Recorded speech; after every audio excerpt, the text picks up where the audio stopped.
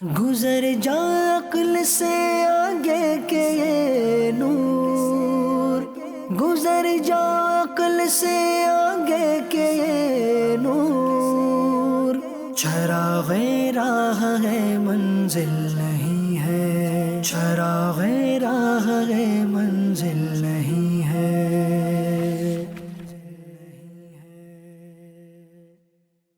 الحمدللہ رب العالمین والصلاة والسلام علی سید الانبیاء والمرسلین، اما بعد فاعوذ باللہ من الشیطان الرجیم، بسم اللہ الرحمن الرحیم۔ الصلاة والسلام علیکہ یا رسول اللہ وعلی آلک واصحابک یا حبیب اللہ، الصلاة والسلام علیکہ یا نبی اللہ وعلی آلک واصحابک یا نور اللہ۔ FGN چینل کے ناظرین، آپ کو خوش آمدید کہتے ہیں اپنے سلسلے میں جس کا نام ہے سفر کی کہانی۔ FGN چینل کے ویورز سلسلہ ملاحظہ کر رہے ہیں سفر کی کہانی، اور آج بھی ہمارے ساتھ مولانا علی مدنی صاحب موجود ہیں۔ کیسے ہیں علی بھائی، ٹھیک ہیں آپ؟ الحمدللہ علی کل حال، ماشاءاللہ، اللہ پاک کا بڑا فضل ہے، احسان ہے، ماشاءاللہ۔ ویورز، پروگرام ہے سفر کی کہانی، اس کے اندر مختلف سفروں کو بیان کیا جاتا ہے۔ جیسے کہ آپ نے دیگر ایپیسوڈ اس کے ملاحظہ کیے ہوں گے تو آپ کو معلوم ہوگا، آپ نے سنا ہوگا حضرت موسیٰ علیہ السلام کا سفر، تو حضرت خضر علیہ السلام کا سفر، حضرت ذوالقرنین کا سفر، اور کئی انبیاء کرام علیہم السلام کے سفر کو ہم نے اس میں ذکر کیا ہے۔ واقعی میں شاندار وہ سفر یہاں پر بیان کیے جاتے تھے، ضمناً جو اس سے مدنی پھول حاصل ہوتے تھے ان سے بھی کئی چیزیں سیکھی جاتی تھی۔ آئیے ابتداً درود پاک کی فضیلت کو شامل کرتے ہیں۔ فرمان آخری نبی صلی اللہ تعالی علیہ وسلم ہے، جو مجھ پر ایک بار درود پاک پڑھتا ہے اللہ پاک اس کے بدلے اس پر 10 رحمتیں نازل فرماتا ہے۔ سبحان اللہ، کتنی بڑی فضیلت ہے ویورز۔ آپ درود پاک ایک بار پڑھیں گے، اس کے بدلے میں اللہ تبارک و تعالی آپ پر 10 رحمتیں نازل فرمائے گا۔ یوں آپ زیادہ سے زیادہ درود پاک پڑھیں گے تو آپ کے اوپر رحمتوں کی بارش چھما چھم برسے گی۔ آئیے ہم بھی پڑھ لیتے ہیں۔ صلو علی الحبیب صلی اللہ تعالی علی محمد صلی اللہ علیہ وسلم۔ FGN چینل کے ناظرین، آج بھی ایک بڑا یونیک سفر بیان کرنے والے ہیں، اور وہ سفر میں سمجھتا ہوں کہ عاشق رسول، ہر عاشق رسول بڑے اچھے انداز سے سنتا ہے، اور سننے کے بعد اس کے اندر بھی کچھ نہ کچھ عشق رسول میں مزید اضافہ ہوتا ہے۔ اور سفر کا مہینہ چل رہا ہے علی بھائی، سبحان اللہ، کیا بات ہے۔ تو یوں سفر کی نسبت جہاں کی کرتے ہیں ہم عاشق رضا، تو ان کا بھی ذکر انشاءاللہ الکریم کریں گے۔ تو آج جو سفر ہے وہ کچھ نیا سفر ہے، کیا فرماتے ہیں؟ انشاءاللہ الرحمن، بڑا پیارا سفر ہوگا، اور مہینہ بھی سفر کا ہے، اور جس کا اس مبارک مہینے میں ہم عرس مناتے ہیں ان کا عرس بھی اس سفر میں ہی آتا ہے، اور ہے پروگرام کا نام بھی سفر۔ صحیح، یعنی سفر کے مہینے میں آپ سفر کی کہانی بیان کروا رہے ہیں، ماشاءاللہ، کیا بات ہے، یہ ایک اتفاق ماشاءاللہ۔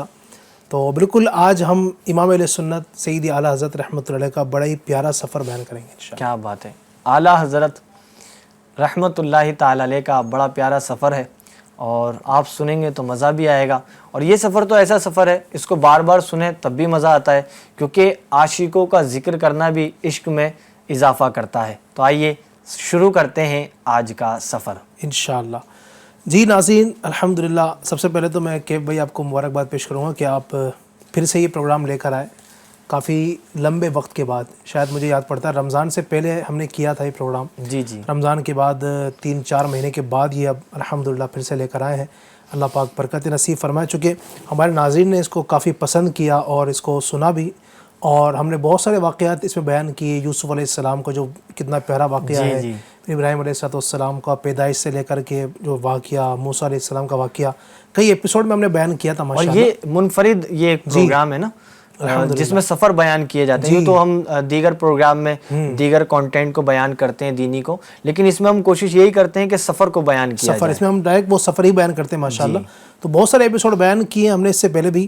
ہو سکتا ہے کہ جن ناظرین نے ابھی دیکھنا شروع کیا ہو چینل ہمارا رمضان کے بعد، تو ان کو شاید وہ پتہ نہ ہو کون کون سے سفر بیان ہوئے، تو ہمارے چینل پر بھی ماشاءاللہ کچھ سفر اپلوڈ ہو چکے ہیں، ہمارے اس سفر کی کہانی کے کچھ ایپیسوڈ، وہاں بھی جا کر آپ دیکھ سکتے ہیں۔ تقریباً 23 ایپیسوڈ الحمدللہ ماشاءاللہ، تو وہاں بھی جا کر ہمارے ناظرین دیکھ سکتے ہیں۔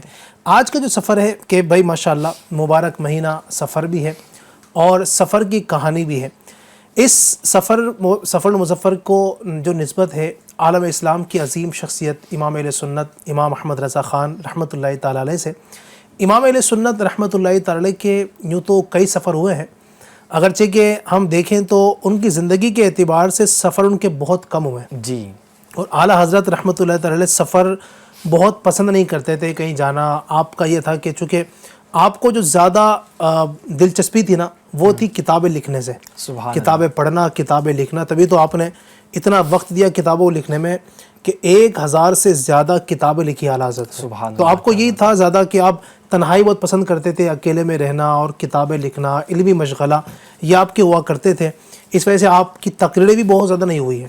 یعنی آپ گئے ہیں بعض اوقات کچھ جلسے ہوا کرتے تھے جس میں دستار بندی کا جلسہ ہے، خود آپ کے مدرسے کا جلسہ ہوتا تھا، اس میں شرکت کرتے تھے. لیکن ایک ہوتا نا بہت زیادہ جلسوں میں شرکت کرنا اور تقریروں کے لیے جانا، تو اعلیٰ حضرت کی زندگی میں بہت زیادہ ہمیں نہیں ملتا ہے. آپ کو زیادہ جو لگاؤ تھا وہ کتابوں سے بڑی محبت تھی، کتابیں لکھنا، کتابیں پڑھنا. 1000 سے زیادہ آپ نے کتابیں لکھی. لیکن آپ نے کچھ سفر کیے بھی، بہت کم کیے، لیکن جو کیے نا پھر تو حق ادا کیا. جیسے کہتے ہیں نا، ایک تو یہ کہ بندہ سفر کرے ہی نہیں، پھر جب کرتا ہے نا تو پھر اس کا حق ادا کرتا ہے. اور آپ نے سفر جب کیے جب بہت کوئی ضرورت ہوئی، جب آپ کو کوئی علمی معاملات کرنے تھے یا علمی سفر کرنا تھا تو آپ نے سفر کیا. یہ ماشاءاللہ آپ نے جو بات ارشاد فرمائی نا کہ اعلیٰ حضرت رحمۃ اللہ تعالی علیہ لکھا کرتے تھے، علم دین پھیلایا کرتے تھے، لکھا کرتے تھے. تو اب پھر ایک جملہ آپ نے یہ بھی ارشاد فرمایا کہ اعلیٰ حضرت نے سفر کا حق ادا کر دیا.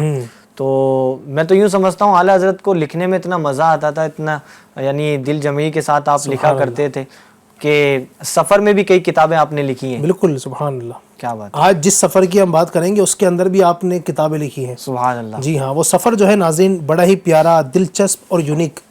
یوں تو ہر عاشق رسول اس سفر کو کرنا پسند کرتا ہے. کیا بات ہے. اب تو سب پہنچ گئے علی بھائی، پہنچ گئے شاید ماشاءاللہ. تو وہ سفر حج ہے، سفر مدینہ بھی آپ کہہ سکتے ہیں. نبی پاک کی بارگاہ کا سفر ہے جو ہر عاشق رسول ہی ماشاءاللہ پسند کرتا ہے کہ زندگی میں کم از کم ایک بار تو نصیب ہو جائے. آئیے اب سفر ہے مدینہ کا اور پھر عاشقوں کے سردار کا سفر ہو تو کیا ہی بات ہے اس کی. امام اہل سنت اعلیٰ حضرت رحمۃ اللہ علیہ کے حوالے سے کتابوں میں یہ لکھا گیا کہ آپ نے حج کا سفر 2 مرتبہ کیا. یعنی 2 مرتبہ آپ نے سفر حج کیا. نبی پاک کی بارگاہ میں آپ حاضری کے لیے گئے ہیں. تو انشاءاللہ ہم دونوں کو کچھ نہ کچھ بیان کرنے کی کوشش کریں گے. سب سے پہلا جو سفر ہوا اعلیٰ حضرت رحمۃ اللہ علیہ کا، اس وقت آپ کی عمر تقریباً 22 یا 23 سال تھی. صحیح. اور آپ کی شادی ہو چکی تھی. نکاح کے بعد آپ نے یہ سفر کیا. تقریباً 22 یا 23 سال کی عمر آپ سمجھ سکتے ہیں کہ بندہ ایک جوان ہی ہوتا ہے، بہت زیادہ وہ ضعیف کی عمر نہیں ہوتی ہے. آپ کی عمر بھی تقریباً جتنی ہوگی، اتنی ماشاءاللہ تقریباً اتنی آپ کی عمر ہے. تو یہ تقریباً وہی عمر تھی سیدی اعلیٰ حضرت رحمۃ اللہ کی 22 یا 23 کے آس پاس. تو آپ نے سفر کیا اور اس سفر میں آپ کی خوش قسمتی مزید یہ بھی کہ اس سفر میں آپ کے والدین بھی ساتھ ہیں. سبحان اللہ. آپ کی والدہ بھی ساتھ ہیں، آپ کے والد صاحب بھی ساتھ ہیں. یعنی والدین کا ساتھ ہو اور مکہ مدینہ دیکھیں تو کیا بات ہے. تو اعلیٰ حضرت رحمۃ اللہ نے سفر کا اسٹارٹ کیا. اچھا، اس سفر میں آپ کے والد ماجد جو ہیں رئیس المتکلمین مولانا نقی علی خان رحمۃ اللہ علیہ، یہ ان کو بڑا سخت بخار تھا. اچھا. کافی بیمار تھے. تو جب سفر کا آغاز کیا جانے لگا تو اعلیٰ حضرت بھی ساتھ میں تھے، کچھ اور بھی احباب تھے جو ساتھ میں سفر کرنے کے لیے نکلے تھے. تو ساتھ میں جو لوگ تھے انہوں نے عرض کیا آپ کے والد ماجد سے کہ آپ کو بخار ہے، آپ کی طبیعت جو ہے ناساز ہے، کیا ہی اچھا ہو کہ آپ اس سفر کو اگلے سال کے لیے ملتوی کر دیں. 1 سال بعد چل جائے گا، اگلے سال آپ حج کر لیجیے گا. ڈیلے کر دیں. ہاں، ڈیلے کر دیں اس کو، 1 سال بعد کر لیجیے گا. تو ان کے والد صاحب بھی جو ہے عاشق رسول تھے. یعنی یہ تو گھرانہ ہی عاشقوں کا تھا نا. سبحان اللہ. تو کہتے ہیں کہ میں سفر مدینہ کے لیے بس گھر سے باہر نکل جاؤں، مدینہ کے ارادے سے گھر سے باہر نکل جاؤں، پھر چاہے میری موت آ جائے مجھے پھر غم نہیں ہوگا، لیکن میں یہاں رہ نہیں سکتا. بس میری خواہش یہ ہے کہ میں مروں تو مدینے کا سفر ہو یا مدینے کی گلیاں ہوں. سبحان اللہ. تو اس ارادے سے وہ نکلے. یقیناً اتنی پیاری بات کی تو پھر کون منع کر سکتا تھا. بہرحال ان حضرات نے سفر کا آغاز کیا. والدہ ماجدہ کا سایہ بھی ساتھ میں ہیں، والد محترم بھی ہیں. پھر ایک سفر عاشقوں کا جب شروع ہوتا ہے، اور اس زمانے میں آپ کو پتہ ہے کہ یعنی آج سے 100 سال پہلے، 150 سال پہلے، یعنی تقریباً یہ بھی 150 سے بھی زیادہ سال پہلے کی بات ہے. اعلیٰ حضرت کی عمر اس وقت 22 سال تھی. تو 150 سال، یعنی اس سال جو ہم عرس منائیں گے وہ 107واں ہے. صحیح. تو وہ 22 سال کی عمر میں تو آپ بالکل جوان ہی تھے. تو تقریباً 150 سال سے بھی زیادہ کا وقت. تو اس وقت جو کیف بھائی سفر ہوا کرتے تھے لمبے لمبے، وہ ہوا کرتے تھے سمندری جہاز کے ذریعے سے. ہاں تو وہی سفر تھا جہاز کا. امام علیہ سنت رحمۃ اللہ علیہ، آپ کی والدہ، آپ کے والد ماجد اور دیگر جو احباب تھے وہ جہاز میں سوار ہوئے. اچھا وہ جو سفر ہوا کرتے تھے نا وہ کئی دنوں بلکہ کئی مہینوں کے ہوا کرتے تھے. جی ایسا ہی ہے. آج اگر دیکھیں ہمارے یہاں سفر ہوتا ہے، بندہ جو نا کچھ ہی گھنٹوں کے اندر 4 یا 5 گھنٹے میں جدہ پہنچ جاتا ہے. صحیح ہے، صحیح. ایئرپورٹ پر پہنچ جاتا ہے، یا مدینہ شریف جاتا ہے ڈائریکٹ یہاں سے تو 4 گھنٹے کے اندر وہ اس کی فلائٹ پہنچ جاتی ہے. لیکن اس وقت اگر اس وقت آپ دیکھیں تو کئی مہینے، کئی دن، 40 2 مہینے، 40 دن بھی 2 مہینے بھی لگ جایا کرتے تھے. اس طرح بھی وہ سفر ہوا کرتے. اچھا پھر وہ جو سفر ہوا کرتے تھے اس کے اندر ایک چیز یہ ہوا کرتی تھی کہ اب سمندر کا سفر ہے، سمندر کے طوفان بھی آتے ہیں اور سمندر کے جو زلزلے ہوتے ہیں، سمندر کے طوفان یہ بڑے بھیانک ہوتے ہیں. بعض اوقات اس کی جو لہریں آتی ہیں نا وہ پورے کے پورے جہاز کو الٹا دیتی ہے ایسے. اچھا اعلیٰ حضرت کے سفر میں بھی ایسا ہوا. اچھا جو سفر کی اعلیٰ حضرت نے حج کا، اس کی دہشت کو تو علی بھائی وہ زیادہ بہتر سمجھ سکتے ہیں جنہوں نے کبھی کشتی میں سفر کیا ہو، بالکل بیٹھے ہوں، تو وہ ایک الگ یقیناً بات بندہ وہ سمجھ سکتا ہے. میں اگر سمندر کے قریب جاتا ہوں نا تو میں وہ بات سوچتا ہوں کہ پہلے کے دور میں کشتیوں سے سفر ہوا کرتے تھے تو تبھی تو پھر فرمایا کرتے تھے نا کہ کوئی سفر پہ جا رہا ہے تو اس طرح کے کال ملتے تھے، چلیں آج ملاقات ہوئی آپ سے، اب ملتے ہیں آپ سے، یا تو حشر کے میدان میں ملیں گے یا قیامت کے دن ملاقات ہوگی. تو اس جملے کی مطلب یوں گہرائی اگر کو سمجھا جائے تو یہ پتہ چلتا ہے کہ بندے کے آنے کی صحیح سلامت ایسے ہی یوں امید ہوا نہیں کرتی تھی کہ گیا تو آ جائے تو لمبے سفر. یعنی آپ دیکھیں نا پچھلے بھی کئی لوگ آپ دیکھیں گے نا تو جن لوگوں نے پچھلے سالوں میں حج کیے ہیں 150-2 سال پہلے، اگر ان کے اولاد آپ کو یا ملے گی نا تو کئی لوگ بتائیں کہ میرے والد صاحب کا انتقال سفر میں ہو گیا. میرے والد صاحب جو نا وہ حج کے دوران شہید ہو گئے. میرے والد صاحب جو نا وہ سمندر کے سفر میں جا رہے تھے تو وہاں پر جہاز کے ذریعے سے بڑے جہاز ڈوب جاتے ہیں، ایسا ظاہر ہوا کرتا تھا. اب اعلیٰ حضرت رحمۃ اللہ کا جو سفر تھا، یہ جو سفر تھا پیارا حج کا پہلا سفر، اس کے اندر بھی معاملہ ہوا کہ اب طوفان آ گیا اور بیان کیا جاتا ہے کہ وہ طوفان 3 دن تک رہا. اللہ، سمندر کا طوفان پھر 3 دن. اللہ اکبر. اب طوفان تو دیکھا ہے کہ چلو کبھی آ گیا، جی ٹھیک ہے، آندھی آ گئی تو وہ چند سیکنڈ کے بعد پھر چلی جاتی ہے. لیکن سمندر کا طوفان بڑا خطرناک ہوتا ہے نا. تو 3 دن. اب اس دوران کیا جو سمندر میں جتنے لوگ تھے نا سب نے سمجھی کہ کفن اوڑھ لیے نا. اللہ، سب کو یقین ہو گیا تھا کہ اب ہمیں ڈوبنا ہی ہے.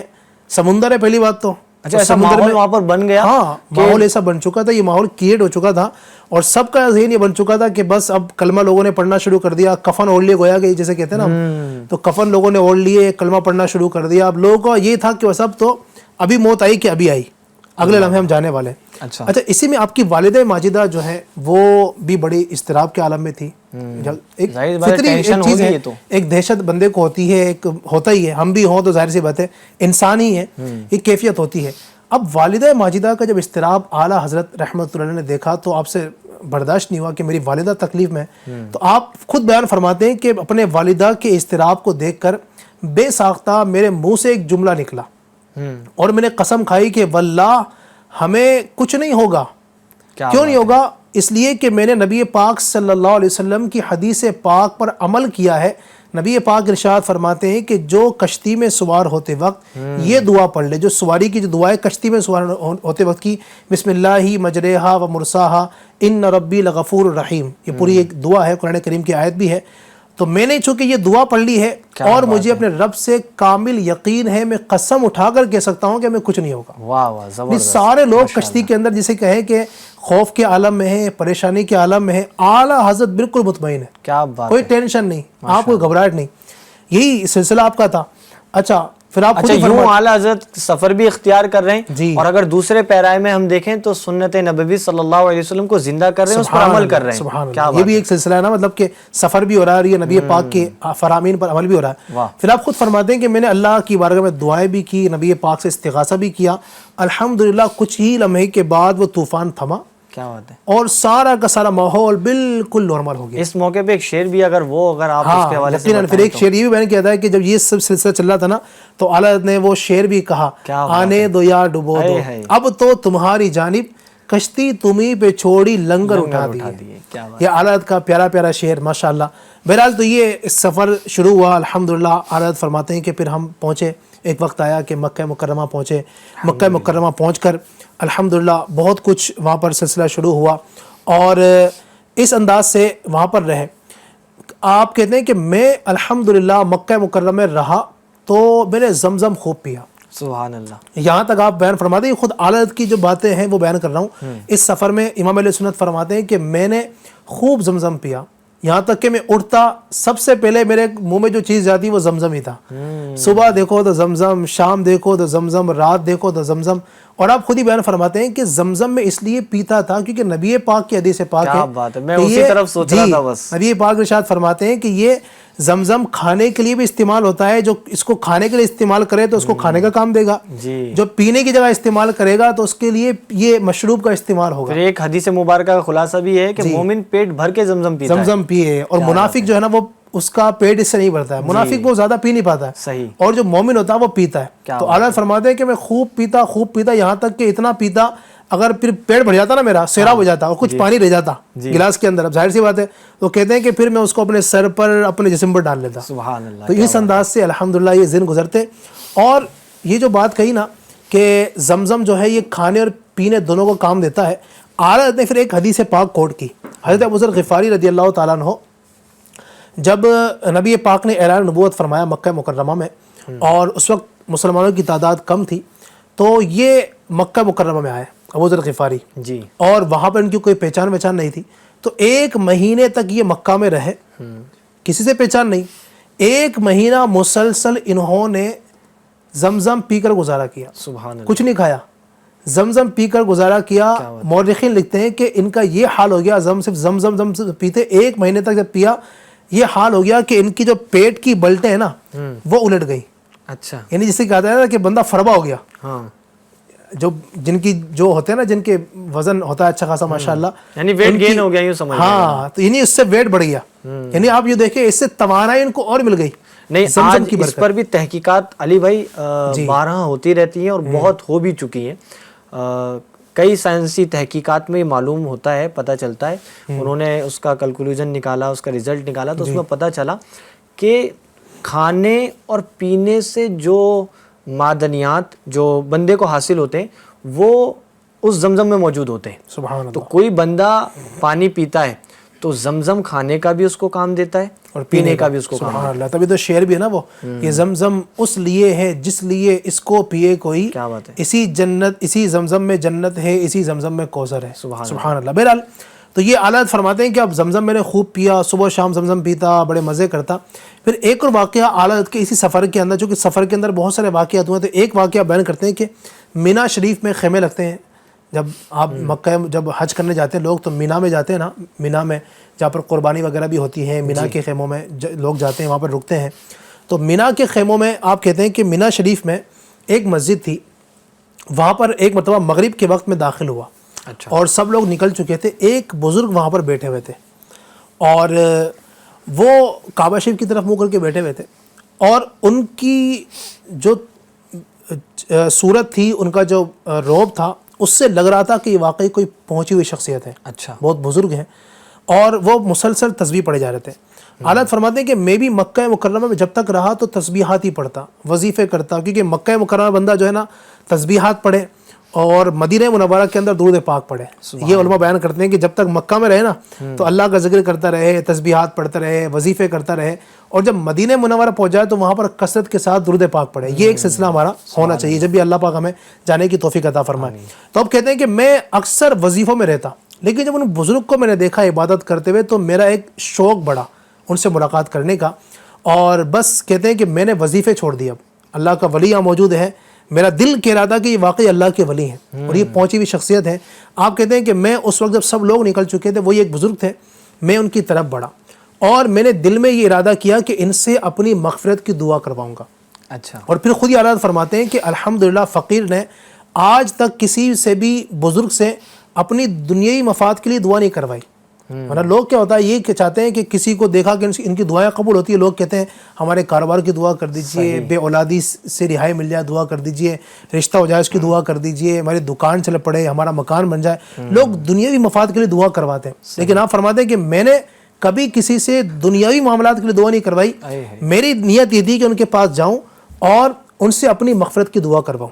کہتے ہیں کہ میں جب دھیرے دھیرے قدم ان کی طرف بڑھا, وہ چونکہ صاحب کشف شخصیت تھے، انہوں نے میری طرف مڑ کر دیکھا اور اپنے ہاتھ اٹھائے، آسمان کی طرف نگاہ کی، ہاتھ اٹھائے اور 3 مرتبہ دعا کی، اللہم اغفر لی اخی ھذا، اللہم اغفر لی اخی ھذا، اللہم اغفر لی اخی ھذا، اے اللہ میرے اس بھائی کی مغفرت فرما دے۔ کیا بات، 3 بار دعا کی۔ حالت فرماتے ہیں کہ میں وہیں رک گیا اور میں نے دیکھ لیا کہ انہوں نے میری حالت کو جان لی، گویا کہ یہ مجھے یہ دعا کر کے یہ کہنا چاہ رہے ہیں کہ اب تمہارا کام ہم نے کر دیا، اب لہٰذا میرے پاس آنے کی ضرورت نہیں ہے، لہٰذا آپ نے یہ سوچا کہ اب ان کو میں ڈسٹرب نہ کروں، ان کے وظیفے متاثر نہ ہو، لہٰذا میں نے جب دعا سن لی، جو مقصد کے لیے جا رہا تھا مجھے ملی گئی، میں دوبارہ پیچھے اپنے کاموں کی طرف واپس آ گیا۔ تو یہ سفر کے اندر آپ فرماتے ہیں یہ چیزیں میں نے دیکھی، ایک اللہ کے ولی کی کرامت۔ تو یہ سفر ماشاءاللہ بڑا پیارا رہا، اور پھر کچھ دن آپ مزید مکے میں رہے، پھر مدینہ پاک حاضر ہوئے، تو ایک وقت آیا کہ یہ سفر آپ کا مکمل ہوا۔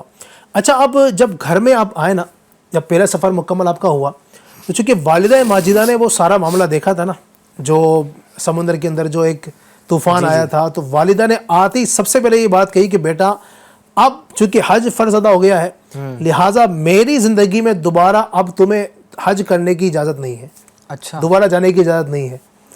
یہ آپ نے فرما دیا کہ اب جو ہے نا دوبارہ تمہیں جانے کی اجازت نہیں ہے، چونکہ آپ دیکھ چکی تھی اتنا بڑا معاملہ ہوا ہے، 3 دن تک ماں تو ماں ہوتی ہے، ماں کو محبت ہوتی ہے اپنے بچوں سے کہ میرا بچہ اللہ نہ کرے کہ چلا جائے اور پھر بچھڑ جائے مجھ سے۔ تو آپ نے کہا کہ حج فرض ادا ہو گیا، لہٰذا اب تو حج فرض رہا نہیں، لہٰذا نفل حج کے لیے تو اب جانا نہیں ہوگا۔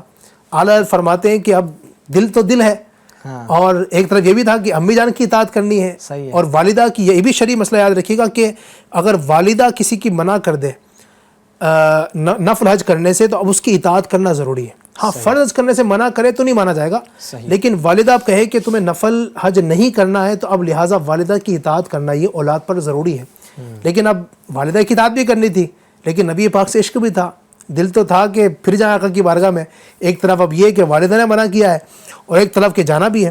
بہرحال کچھ سالوں بعد پھر ایک موقع بنا، اور ہوا یوں کہ اب باری تھی ان کے بھائی کی، مولانا حسن رضا خان رحمۃ اللہ علیہ، ان کی باری تھی، ان کو جانا تھا، اب ان کو چھوڑنے جانا تھا، اور آپ کے جو بڑے بیٹے ہیں مولانا حامد رضا خان اعلیٰ حضرت کے، یہ بھی اس سفر میں ساتھ ہونے تھے اپنے چچا کے ساتھ، مولانا حسن رضا خان کے ساتھ۔ اب آزمائش یہ تھی کہ دل میں تمنا تو تھی کہ میں بھی جاؤں، بہرحال اعلیٰ حضرت نے والدہ کا حکم سامنے تھا، تو دل میں بڑی تمنا تھی، چاہت تھی۔ آپ نے سامان وغیرہ تیار کیا اپنے بھائی کا، مولانا حسن رضا خان کا اور اپنے بیٹے کا، اور ان کو آپ پہنچانے کے لیے نکلے اور ساحل پر پہنچے، ان کو آپ نے رخصت کیا، روانہ کیا، پھر گھر پر آئے، اور ایک طبیعت بے چینی سی تھی کہ والدہ نے اجازت دی نہیں، قدم میں آ کے بیٹھے والدہ کے، اور والدہ کے قدم دبانے لگے، خدمت کرنے لگے۔ والدہ تو سمجھدار تھی ماشاءاللہ، والدہ سمجھ گئی کہ بیٹا کیا ماجرا ہے، کیا چاہتے ہو؟ کہا کہ میں بھی حج کرنا چاہتا ہوں، اور میں چاہتا ہوں کہ میں پھر سے نبی پاک کی بارگاہ میں حاضر ہوں۔ اس واقعے کو علماء نے مختلف انداز سے، مختلف الفاظ کے اندر ماشاءاللہ بیان کیا ہے، یوں بھی بیان کیا گیا ہے، اور یہ بھی کہ اعلیٰ حضرت نے جو نا خود اجازت مانگی کہ میں پھر جانا چاہتا ہوں۔ خیر والدہ نے پھر اجازت دی، آپ بھی ماشاءاللہ سفر میں شامل ہوئے۔ پھر اعلیٰ حضرت کا یہ جو دوسرا سفر تھا، سفر حج، یہ ایک تقریباً 50 سال کی آپ کی عمر ہو چکی تھی، 51 سال کی بیان کی جاتی ہے، اس وقت آپ کا یہ سفر ہوا تھا، اور اس وقت چونکہ آپ کی شہرت زیادہ ہو چکی تھی، یعنی 20 سال میں جب آپ گئے تھے اس وقت چونکہ اتنی شہرت آپ کی نہیں تھی، لیکن جب آپ اتنے سالوں کے بعد گئے تو اب عرب کے علماء بھی آپ کو جاننے لگ گئے تھے کہ ہندوستان میں کوئی مولانا صاحب ہیں، مفتی ہیں، جو بہت بڑے عالم ہیں، اتنی کتابیں لکھی ہیں، اتنے ماہر ہیں، اتنے علوم و فنون کے جاننے والے ہیں۔ تو اب مکہ مکرمہ کے علماء کو بھی یہ اشتیاق تھا کہ ایک شخص آنے والے ہیں، وہاں پر خبر پہنچ چکی تھی کہ ہندوستان سے مولانا احمد رضا خان تشریف لا رہے ہیں، تو ان لوگوں نے بھی جو ہے نا ایک پلاننگ بنائی کہ ان سے ملنا ہے۔ تو اس سفر کے اندر بڑا کمال یہ ہوا کہ پھر اعلیٰ حضرت ماشاءاللہ مکہ مکرمہ پہنچے، تو اس سفر میں کئی ساری علمی مجلسیں ہوئیں، سبحان اللہ، بڑے بڑے علماء سے وہاں پر ان کے رابطے ہوئے، ان علماء نے آپ سے علم حاصل کیا، کچھ اور بھی بڑے بڑے علماء کرام تھے، اعلیٰ حضرت نے ان سے بھی کچھ اجازتیں حاصل کیں، اور وہاں پر کئی لوگوں نے سوالات کی۔ ایک سوال اس میں یہ آیا کہ نبی پاک صلی اللہ علیہ وسلم کو علم غیب ہے یا نہیں، کیا بات، یہ سوال کیا گیا۔ اب اعلیٰ حضرت رحمۃ اللہ علیہ، تو اب ظاہر ہے وہاں پر اعلیٰ حضرت کے پاس کچھ تھا نہیں، صحیح، قلم کاپی کچھ لے کے نہیں گئے تھے، ظاہر سی بات ہے وہاں فتویٰ لکھنے تھوڑی گئے تھے، آپ تو وہاں پر گئے تھے اس لیے کہ وہاں پر مکہ شریف جانا ہے، حج کرنا ہے، پھر مدینہ پاک جانا نبی پاک کی بارگاہ میں۔ آج جب اس طرح کے سوالات کچھ آپ کی بارگاہ میں آنا ہوئے تو آپ نے اس سوال کے جواب میں پورا ایک طویل رسالہ لکھا, پوری کتاب لکھ دی. اس کو الدولۃ المکیہ کہا جاتا ہے. جی. اور علماء فرماتے ہیں کہ یہ کتاب اعلیٰ حضرت کی کرامتوں میں سے ایک کرامت ہے. سبحان اللہ. کیونکہ چند ہی منٹوں چند ہی گھنٹوں میں اعلیٰ حضرت نے 100 سے زیادہ دلائل قرآن کریم کی آیتیں حدیث اس طرح کی لکھی, اور بنا دیکھے. بھئی آج ہمیں کچھ لکھنا ہو, آج فتویٰ لکھتے ہیں علماء کرام, تو کیا ہوتا ہے مختلف کتابوں سے نکالے رکھتے ہیں کہ بھئی فتاوی رضویہ کے اندر یہ ہے, فلاں فتوی کتاب میں یہ ہے, فلاں جو اس میں یہ ہے, فلاں کتاب کے اندر یہ, دیکھ دیکھ کے لکھتے ہیں نا. اعلیٰ حضرت کے پاس کوئی کتاب نہیں ہے, بنا دیکھے قرآن کی آیتیں, حدیثیں اور یہ سب آپ نے جمع کرنا شروع کی, اور کچھ ہی منٹوں کے اندر پوری بڑی کتاب تیار ہو گئی. کیا بات. لوگ دیکھ کر حیران, پھر اس کی جو نا پذیرائی ماشاءاللہ علماء نے سراہا. پھر یوں ایک چرچا آپ کا مزید بڑھ گیا کہ مولانا احمد رضا خان اپنے وقت کے بہت بڑے عالم اور بڑے بڑے وہاں کے جو علماء تھے, انہوں نے آپ کے علمی لیاقت کو مانا, جانا, اور آپ کو اپنا پیشوا مانا. سبحان اللہ. اب کئی دن آپ مکہ مکرمہ میں رہے, علماء کی خدمت میں حاضر ہوتے رہے, کئی علماء آپ کی خدمت میں حاضر ہوتے رہے, اور یہ علم و تعلم کا سلسلہ الحمدللہ چلتا رہا. پھر ایک وقت آیا مکہ مکرمہ کا سلسلہ جب ختم ہوا, پھر اعلیٰ حضرت امام علیہ سنت رحمۃ اللہ تعالی علیہ کا اب جس مقصد کے لیے آئے تھے, جو تڑپ تھی, جو شوق تھا, جو ولولہ تھا, وہ کیا تھا؟ اصل الاصول بندگی استاج ور کی. سبحان اللہ. ایک بار بس نبی پاک کی بارگاہ میں حاضر ہو جائے. اچھا اس بار جو اعلیٰ حضرت آئے تھے نا, اعلیٰ حضرت کے دل میں ایک چیز اور تھی, وہ یہ تھی, اعلیٰ حضرت امام علیہ سنت یہ چاہتے تھے کہ اب میں سفر کروں گا نا تو نبی پاک کی زیارت کرنی. سبحان اللہ. جس نبی پاک کے دین کی خدمت کرتا ہوں, نبی پاک کے پر جو لوگ اعتراض کرتے ہیں, نبی پاک آپ دیکھیں نا اعلیٰ حضرت کی زندگی میں کئی لوگوں نے اس وقت معاذ اللہ نبی پاک کو جھٹلایا, نبی پاک کے حوالے سے یہ باتیں کی کہ ان کو غیب کا علم نہیں ہے, آپ کی شان کو بہت کم کرنے کی کوشش کی گئی, اور نبی پاک کے علم کو جو نا وہ بہت گھٹانے کی کوشش کی گئی. بہت کچھ ہے. نبی پاک کو خاتم النبیین ہونے پر ڈاکہ ڈالا گیا. یہ بھی کہا گیا کہ ان کے بعد کوئی نبی آ جائے تو نبی پاک کے خاتم النبیین ہونے میں کوئی کمی نہیں آئے گی. اس طرح کی باتیں کی گئی, حالانکہ نبی پاک آخری نبی ہیں. اب اعلیٰ حضرت ان کا جواب دیتے, ایک ایک جواب میں پورے پورے رسالے, پوری پوری کتابیں لکھتے ہیں. یعنی یہ وہ دور تھا جی جہاں پر ایمان کو لوٹنے کے لیے ڈاکے ڈل رہے تھے. جی, ایمان پر ڈاکے ڈالے تھے, مسلمانوں کے بھولے والے سنیوں کے جو ہے نا وہ ڈاکے ڈالے جا رہے تھے, اور اپنے ہی سمجھے جو لوگ, یعنی جو داڑھی اور ٹوپی والے لوگ جو ہوتے ہیں, ہاں اس طرح کر رہے تھے, لوگوں کا ایمان کو تباہ کر رہے تھے. بہرحال اعلیٰ امام علیہ سنت رحمۃ اللہ کا بھی یہ تھا کہ جس نبی پاک کے دین کی اتنی خدمت کرتا ہوں اپنے بریلی میں رہ کر, اب نبی پاک بھی اگر نواز دے تو کیا ہی کرم نوازی ہو جائے گی. تو خیر آپ کا یہ سفر مکہ سے مدینہ کا شروع ہوا.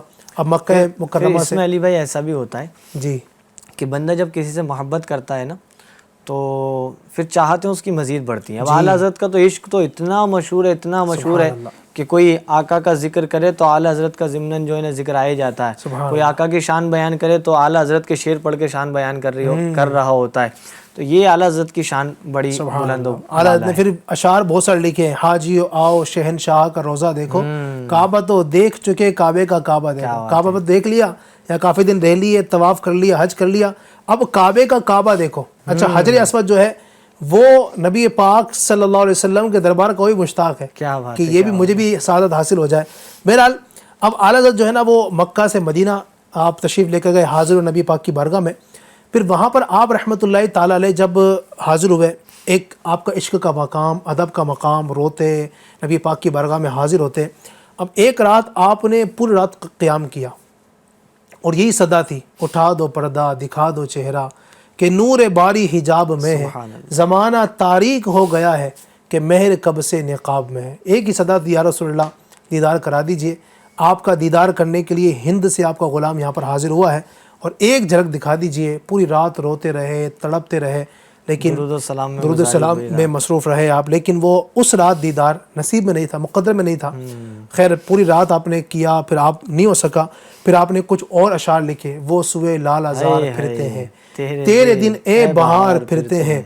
اور پھر جب آپ نے مزید خوب جو ہے نا وہ عاجزی کا اظہار کیا, اتنی عاجزی کی یہاں تک لکھ دیا آخر میں, کوئی کیوں پوچھے تیری بات رضا. یعنی نبی پاک کا دیدار کرنا چاہتا ہے تو احمد رضا, تو کوئی کیوں پوچھے تیری بات رضا, تجھ سے کتے ہزار پھرتے. یعنی اپنے آپ کو عاجزی کرتے ہوئے نبی پاک کے شمع اپنے آپ کو کتا کہا کہ میں تو کتا ہوں نبی پاک کا. یعنی پہلے تو حاضری کی طلب کی جی, اور طلب کرتے گئے, جب دیدار نہیں ہوا تو اکتائے نہیں. جی ایسا ہوتا ہے نا کوئی چیز طلب کی جاتی ہے وہ نہیں ملتی پھر کیا سوچتے ہیں کہ چھوڑو یار ایسا ہوتا ہے. یہاں بھی اعلیٰ حضرت کا عشق دیکھیں, یہاں بھی نہیں چھوڑتے, یہاں بھی کہتے ہیں کیا بات ہے وہ سوئے لال ہزار پھرتے ہیں. پھر کہتے ہیں اس گلی کا گدا ہوں میں جس میں مانگتے تاجدار پھرتے ہیں. اب اپنے آپ کو پھر سمجھا رہے ہیں اس گلی کا گدا ہوں میں جس میں مانگتے تاجدار پھرتے. تو یہ صدائیں آپ کی تھی ماشاءاللہ. پھر آپ نے اگلے رات پھر آپ نے حاضر لگائے نبی پاک کی بارگاہ میں اور روتے رہے الحمدللہ. پھر ایک وقت وہ آیا نبی پاک صلی اللہ علیہ وسلم کی مبارک روزہ جو ہے وہ شق ہوا. نبی پاک صلی اللہ علیہ وسلم مبارک قبر سے تشریف لائے اور اعلیٰ حضرت رحمۃ اللہ تعالی نے عین جاگتی حالت میں, خواب میں نہیں, جاگتی حالت میں نبی پاک صلی اللہ علیہ وسلم کا دیدار کیا. سبحان اللہ, سبحان اللہ. یہ نبی پاک کا دیدار ان کو نصیب ہوا اور یہ نبی پاک صلی اللہ علیہ وسلم کی عطائیں ہیں. اچھا, یہ کچھ لوگوں کے ذہن میں سوال آتا ہے کہ نبی پاک تو تشریف لے جا چکے ہیں, یہ کیسے آ گئے؟ اس کے علاوہ بھی آپ دیکھیں نا, پہلے کئی بزرگان دین اس طرح کے ملتے ہیں کہ جنہوں نے نبی پاک کا دیدار کیا ہے جاگتی حالت میں. نبی پاک نے ان کو دیدار کرایا ہے. تو نبی پاک کی رحمت سے کوئی بعید تھوڑی ہے. اللہ پاک نے ان کو طاقتیں دی ہیں, وہ جب چاہیں جدھر چاہیں اللہ کی توفیق سے جا سکتے ہیں, آ سکتے ہیں الحمدللہ. تو یہ جو لاجک جو لگاتے ہیں نا کئی لوگ, اسی طرح لاجک کے ذریعے نا بھٹکا دیتے ہیں لوگوں کو ایمان سے. ایسا ہی ہے. نبی پاک کے کی جو معجزات ہیں, نبی پاک کی نوازشات ہیں, بہت زیادہ. بہرحال اعلیٰ حضرت نے نبی پاک صلی اللہ علیہ وسلم کی بارگاہ میں رہے, نبی پاک کا دیدار بھی کیا اور یوں آپ رحمۃ اللہ تعالی علیہ مدینے پاک. اچھا, آپ کی جو مدینے سے محبت تھی وہ یہ مثالی تھی نا. آپ مدینہ تو مدینے کے کتے سے بھی بڑی محبت کرتے تھے. یعنی جو چیز نبی پاک کے شہر سے منسوب ہو گئی نا, نبی پاک کے مدینے سے جو چیز منسوب ہو گئی, آپ رحمۃ اللہ تعالی اس کی ہر چیز کا ادب کیا کرتے تھے. آپ فرماتے ہیں پا رہے دل بھی نہ نکلا دل سے تحفے میں رضا, ان سگانے کو سے اتنی جان پیاری واہ واہ. یعنی سگانے مدینے کے کتوں کے لیے اپنا دل ہی پیش کر دیتے ہیں, اور اتنی جان تمہیں پیاری ہے. مدینے جو گئے مدینہ میں, اور ان کو اتنی جان پیاری ہے کہ ان کے لیے اپنا دل پیش نہیں کر سکتے. تو یہ آپ کی محبت, یہ ولولہ اور آپ کا مقام تھا. تو یہ اعلیٰ حضرت رحمۃ اللہ تعالی کا یہ سفر بھی ماشاءاللہ پھر یقیناً مکمل ہوا. پھر پوری زندگی اعلیٰ حضرت نے اور بھی سفر کیے. انشاءاللہ اس کو بھی ہم اللہ نے چاہا تو کسی اور موقع پر بیان کرنے کی سعادت حاصل کریں گے انشاءاللہ الکریم. کیا بات ہے, ظاہر ہے اعلیٰ حضرت کا ذکر چل رہا ہے تو دل بھی خوش ہو رہا ہے, اور اعلیٰ حضرت کے عشق رسول کا بھی یہاں پر پتہ چلتا ہے. کہاں تو اعلیٰ حضرت علیہ رحمہ اتنے بڑے عالم کہ علم دین حاصل آپ نے کتنی چھوٹی عمر میں کیا, اور پھر آپ نے اس کی فراخی کے لیے جو ہے نا اپنی کوششیں کی. اعلیٰ حضرت نے بڑی بڑی کتابیں لکھیں, واعظ نصیحت فرمائی, فتاویٰ کے ذریعے علم دین کو مزید آگے پہنچایا. اور جو دین پر انگلی اٹھانے والے لوگ تھے ان کی انگلیوں کو اعلیٰ حضرت نے یوں سمجھ لیں پورا توڑ کر رکھ دیا, پھر اس کو سر چھپانے کی جگہ نہیں ملی. ناظرین کرام, اعلیٰ حضرت رحمۃ اللہ تعالی علیہ کا بڑا احسان ہے ہم سب پر. کیوں احسان ہے؟ کیونکہ ڈیجیٹل دور جب سے آیا نا تو تب سے لوگوں نے اس کا سہارا لیا. مطلب ڈیجیٹل دور یوں سمجھ لیں ہمارا دور ہے, اس سے پہلے آس پاس کے جو دور ہیں 150 سال پہلے, 100 سال پہلے, تو اس میں یہ لوگوں نے غلط فہمیاں پھیلانا شروع کر دی آقا علیہ الصلوۃ والسلام کے علم غیب کے حوالے سے. آپ سوچیں اس سے پہلے کیا تھا علی بھائی, 150-200 سال سے پہلے آپ دیکھیں سب عاشق رسول, سبحان اللہ, آقا سے محبت فرمائیں اور آقا کا میلاد منائیں. اس کے بعد سے آقا کے میلاد کے حوالے سے اعلیٰ حضرت کے دور میں کتنے لوگوں نے انگلیاں اٹھائی, غلط ثابت کیا. بھئی کیسے غلط ثابت ہو سکتا ہے؟ اعلیٰ حضرت نے اس کے بھی جوابات عطا فرمائے. غلط ثابت کرنے کی کوشش کی, ثابت تو نہیں کر سکتے. جی ثابت نہیں کر سکتے. یعنی وہ اپنے آپ کو سمجھتے ہیں کہ ہم ثابت کر دیتے ہیں, تو ایسا تھوڑی ہوتا ہے کہ خود اپنے آپ کو کچھ سمجھ لینا. تو بہرحال اعلیٰ حضرت رحمۃ اللہ تعالی علیہ کا بڑا احسان ہے. یہ 2 سفر یہاں پر بیان کیے گئے ہیں اعلیٰ حضرت رحمۃ اللہ تعالی علیہ کے, اور یہ دونوں سفر کہاں کے تھے؟ ہند سے مکے کے اور مکے سے مدینے کے. انشاءاللہ الکریم اعلیٰ حضرت کے جو دیگر سفر ہیں, اجمیر کا بھی سفر آپ نے فرمایا ہے, مراد آباد اور دیگر اس طرح آپ نے دہلی کا بھی سفر فرمایا ہے, تو انشاءاللہ الکریم اس کے حوالے سے بھی دوبارہ حاضر ہوں گے سفر کو لے کے. تب تک کے لیے اپنا خاص خیال رکھیں, FGN چینل دیکھتے رہیں, خیال رکھیں. ملتے ہیں اگلے ایپیسوڈ میں. صلو علی الحبیب صلی اللہ تعالی علی محمد صلی اللہ علیہ وسلم. گزر جا عقل سے آگے کے یہ نور گزر جا عقل سے آگے کے یہ نور، چراغ راہ ہے منزل نہیں ہے، چراغ راہ ہے